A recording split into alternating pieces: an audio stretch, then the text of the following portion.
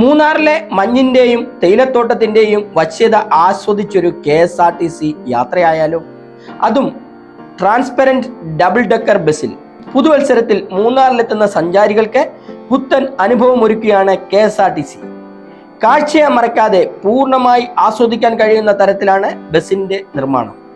രാജകീയ യാത്രയ്ക്ക് KSRTC royal view എന്നാണ് പേരിട്ടിരിക്കുന്നത്. ജനുവരി 1 മുതൽ മൂന്നാറിൽ ബസ് സർവീസ് ആരംഭിക്കും. ബസ് റൂട്ട് നിശ്ചയിക്കാനുള്ള പരിശോധനകൾ പൂർത്തിയാക്കിയതായി KSRTC ഉദ്യോഗസ്ഥർ അറിയിച്ചു.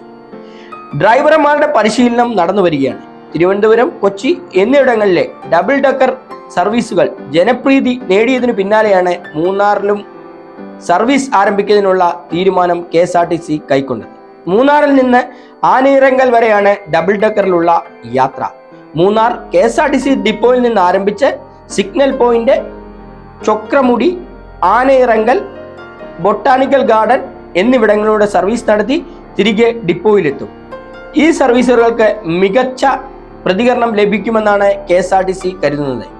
KSRTC ബഡ്ജറ്റ് ടൂറിസത്തിന്റെ ഭാഗമായുള്ള റോയൽ വ്യൂ ബസിന്റെ ഫ്ലാഗ് ഓഫ് ചൊവ്വാഴ്ച മന്ത്രി KB ഗണേഷ് കുമാർ നിർവഹിക്കും.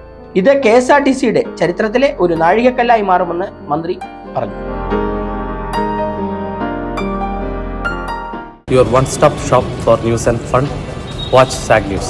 നേരിന്റെ വാർത്തകൾ നിങ്ങളുടെ വിരൽത്തുമ്പിലെത്താനായി SAG News ചാനൽ സബ്സ്ക്രൈബ് ചെയ്തും ഷെയർ ചെയ്തും ഒരു ശരിയായ മാധ്യമ നിലപാടിനൊപ്പം നിൽക്കാൻ ഞങ്ങൾ നിങ്ങളെ ക്ഷണിക്കുന്നു.